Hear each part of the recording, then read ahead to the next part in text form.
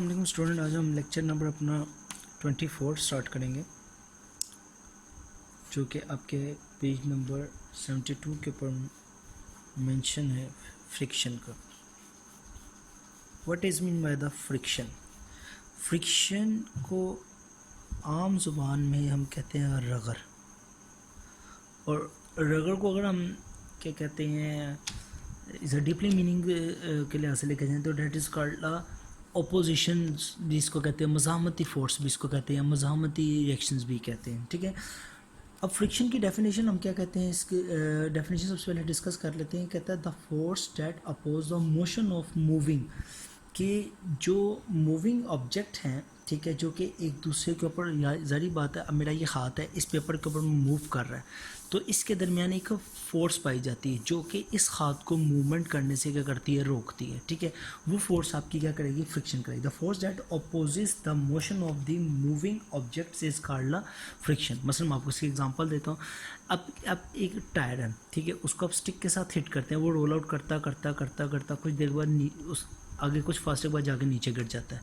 वो क्यों गिर जाता है कि टायर और सड़क के दरमियान क्या होती है, एक अपोजिट फोर्स होती है। एक क्या होती है, अपोजिट फोर्स होती है।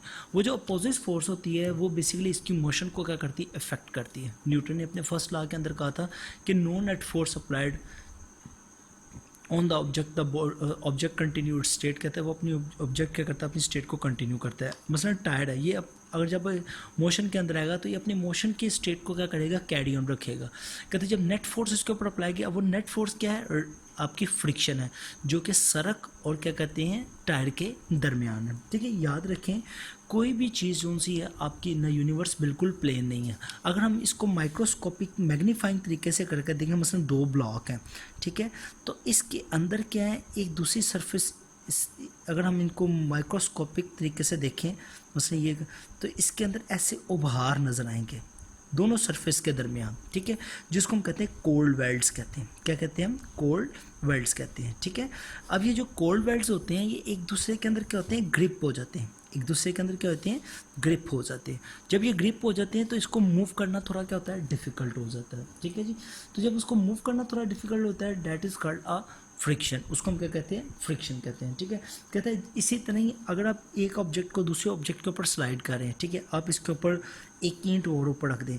अब ये गोल्ड जो आपके कोल्ड वेल्ड्स हैं ये क्या करेंगे, मोर फिमरली, मजबूती के साथ क्या हो जाएंगे, दूसरे वाले ऑब्जेक्ट के कोल्ड वेल्ड्स के साथ क्या हो जाएंगे, अटैच हो जाएंगे, जिसकी वजह से इनके दरमियान क्या हो जाएगी, आपका फ्रिक्शन क्या हो जाएगा, वो इंक्रीज़ करता जाएगा। कहते जैसे जैसे अगर आप उसको बढ़ाते जाएंगे, ऊपर वेट को क्या करते जाएंगे, बढ़ाते जाएंगे, तो आपकी फ्रिक्शन की वैल्यू क्या होती जाएगी, इंक्रीज़ होती जाएगी।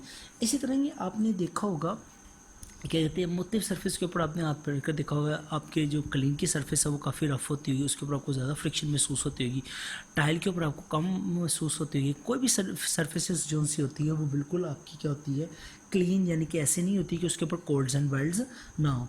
चंद एक होती होंगी जिनके अंदर माइनर फ्रिक्शन होती है, वो मसलन आपका ग्लास होता है, वो भी बड़ा प्योर ग्लास होता है, उसके अंदर होती है। ठीक है जी, अब याद रखें जब आपके पास प्रेसिंग फोर्स ज़्यादा हो जाएगी, यानी कि आप किसी चीज़ के ऊपर प्रेसिंग चीज़, यानी कि वेट ज़्यादा अप्लाई, मास ज़्यादा अप्लाई कर देंगे, तो कहता है जो ग्रेटर प्रेसिंग फोर्स होगी वो दोनों स्लाइडिंग ऑब्जेक्ट के दरमियान क्या करेगी, फ्रिक्शन को मज़ीद क्या करेगी, बढ़ाती जाएगी। ठीक है, यानी कि उसको मोशन नहीं करने देगी। मसलन मैं आपको इसकी एक एग्जांपल हमने पीछे भी डिस्कस की थी, यहाँ से आपको समझा देता हूँ।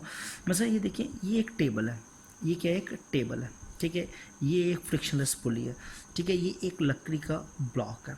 ठीक है, इसको एक फ्रिक्शनलेस पुली से रोल आउट करके दूसरी तरफ लेकर गया गया है। यहाँ पर एक छोटा सा क्या लगा हुआ है, वेट हैंगर लगा हुआ है।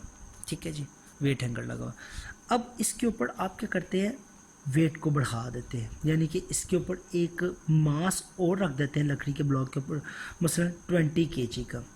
अब इन दोनों सरफेसेस से दरमियान जो कोल्ड वेल्ड्स हैं वो मज़ीद फिमरली क्या हो जाएंगे, एक दूसरे के साथ ऐसे जुड़ जाएंगे, बिल्कुल इस तरह ग्रिप कर जाएंगे। जब एक दूसरे के ऊपर ग्रिप कर जाएंगे तो आप जब यहाँ पर मास इंक्रीज़ करेंगे तो ये ऑब्जेक्ट क्या करेगा, मूव ही नहीं करेगा। जैसे जैसे आप इसके अंदर मास इंक्रीज करते जाएंगे वो फ्रिक्शन इसके अंदर इंक्रीज हो चुकी हुई है तो वो नहीं मूव करेंगे। ये तब जाकर मूव करेंगे जब आप इसके मासेस, इन दोनों के मासेस के कंपैरेटिवली ज़्यादा मास क्या करेंगे यहाँ पर अप्लाई करवाएंगे। लेकिन उसके अंदर अंदर तक, यानी कि फॉर एग्जांपल ये आपने 20 kg रखा है और इस ब्लॉक का मास था 30 kg।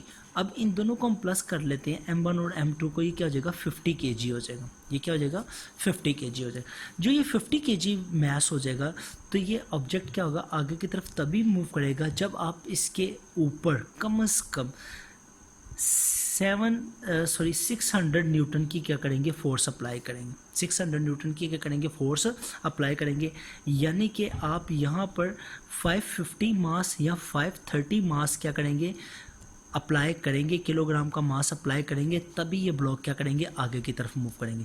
तो 500 किलोग्राम के अंदर अंदर ये बॉडी क्या करेगी, जब आप यहाँ पर मास अप्लाई करेंगे तो फॉर एग्जांपल आपने यहाँ पर 490 मास भी अप्लाई कर दिया तो तब भी ये ब्लॉक आगे की तरफ क्या करेगा, मूव नहीं करेगा।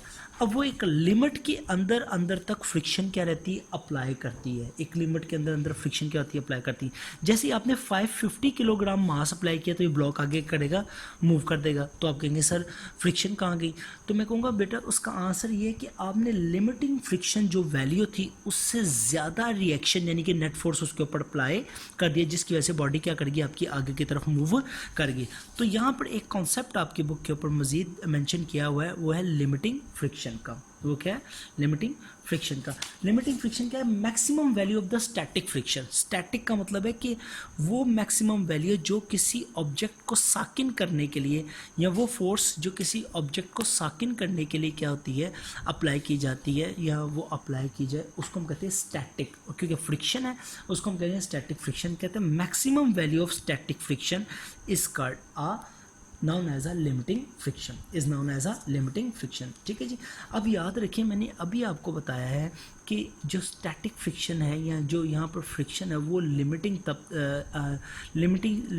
फ्रिक्शन तब तक वैल्यू रहेगी जब तक आप यहाँ पर उसके इक्वल क्या रहेंगे, मास को लेकर चलेंगे। जैसे ही आपने मास को ज़्यादा अप्लाई किया तो जो आपकी लिमिटिंग फ्रिक्शन है वो लेस देन हो जाएगी अप्लाइड फोर्स की। वो क्या हो जाएगी, आपकी लेस देन हो जाएगी अप्लाइड फोर्स की। याद रखें इसका जो वैल्यू होती है किसी भी फ्रिक्शन की वैल्यू को, कोएफिशिएंट फ्रिक्शन की वैल्यू को हम रिप्रेजेंट करते हैं म्यू के साथ। किसके साथ रिप्रेजेंट करते हैं, म्यू के।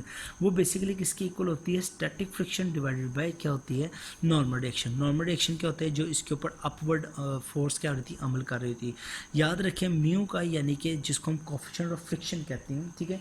कहते हैं याद रखें जो ये जो लिमिटिंग फ्रिक्शन होती है it depends the normal reaction pressing force. कहते हैं ये किसके ऊपर डिपेंड करती है, नॉर्मल रिएक्शन प्रेसिंग फोर्स, यानी कि जितनी आप इसके ऊपर फोर्स अप्लाई कर रहे होते हैं, ठीक है, जो कि दो बॉडी के कॉन्टैक्ट्स के अंदर होती है, ठीक है। कोएफिशिएंट फ्रिक्शन को हम आम लैंग्वेज के अंदर म्यू भी कहते हैं, ठीक है। ये यू की तरह का कॉलर होता है, इसको इस तरह करके लिखते हैं, ठीक है। ये कहते हैं Fs/R होता है। अगर हम, और याद रखें इसका कोई यूनिट नहीं होता, इसका कोई यूनिट, क्योंकि फोर्स भी न्यूटन में काउंट होती है, नॉर्मल रिएक्शन भी क्या होता है, न्यूटन में काउंट होता है। तो अगर आपने लिमिटिंग फ्रिक्शन की वैल्यू मालूम करनी है स्टैटिक फ्रिक्शन की, तो Fs = क्या आ जाएगा, म्यू आर आ जाएगा। क्लियर होगी बात की। और आर किसके इक्वल होता है, अभी मैंने आपको बताया नॉर्मल रिएक्शन, और नॉर्मल रिएक्शन किसके इक्वल होता है, वेट के इक्वल होता है। तो आर जो सा होता है वो आपके वेट के इक्वल आता है, वेट किसके इक्वल होता है, mg के इक्वल आता है।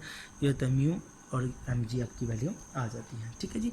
ये तो यहाँ तक आपके पास बात होगी तमाम की तमाम जो कि आपको लिमिटिंग फ्रिक्शन के लिहाज से बताती है। याद रखें फ्रिक्शन हमारे लिए बहुत ज़्यादा ज़रूरी भी होती है। वो क्यों ज़रूरी होती है कि जब अपने ज़मीन पर चलना होता है तो अगर फ्रिक्शन नहीं मौजूद होगी तो हम स्लिप हो जाएंगे। अक्सर आपने देखा होगा टाइलिंग वाले फर्श के ऊपर आप ऑफिस शूज़ लेकर चलें, ठीक है, जॉगर्स लेकर चलें तो आप स्लिप नहीं होते। ऑफिस शूज़ लेकर या क्या कहते हैं ड्रेसमेंट शूज़ लेकर चलें तो आप स्लिप होते हैं, क्योंकि क्या होता है कि फ़र्श जो सा होता है वो टाइल का होता है, ठीक है, और वो थोड़ा सा रफ सरफेस नहीं होता, वो बल्कि क्या होता है क्लीन सरफेस की तरह होता है। उसके अंदर कॉर्ड्स एंड बेल्ट्स मौजूद ज़रूर होते हैं लेकिन वो फ्रिक्शन प्रोड्यूस नहीं करती, जिसकी वजह से हम क्या होते हैं स्लिप आउट भी हो जाते हैं, ठीक है। इसके अलावा आपने देखा होगा टायर्स के अंदर जो ब्रेक्स होती हैं, जब हम वो ब्रेक्स अप्लाई करते हैं फ्रिक्शन क्रिएट होती है तो आपका टायर क्या होता है, रुक जाता है, ठीक है जी।